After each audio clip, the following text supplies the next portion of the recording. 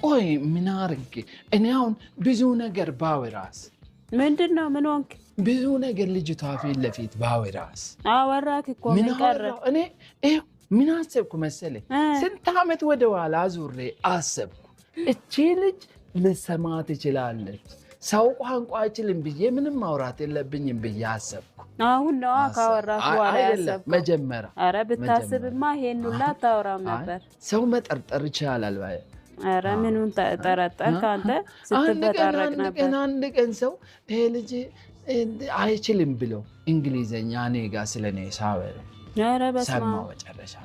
ግን አንቺ እንደዚህ አይደረግም አረ ተው በእናትህ አንተ ዝም ብለህ ለምንድን ነው የምታወራው እንዴ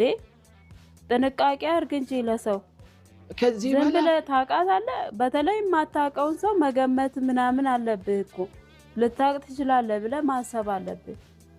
ገምቻለሁ እኮ አረ መገመት ምን ያረጋል ብዙ አወራክ ግን እንደዚህ ጭራሽ ትሳደባለህ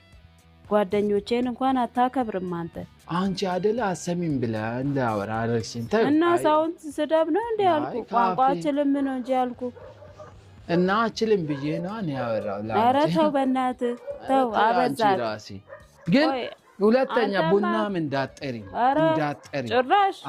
እንዳጠሪ ምግብ ይሆን ነው እንጂ ምግብ ሲሆን ለምንም አልጠራም ወደ ቤቴ ቡናሽ ደግሞ ለዳታስ አሁን የሆነ ሀብታም መጥቶ ቢጠጣ ምግብ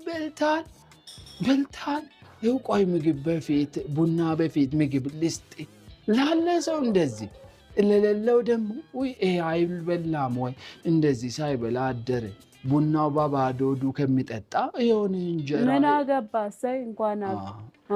ለሰው መኖር ማስመሰል ይሄ ማስመሰል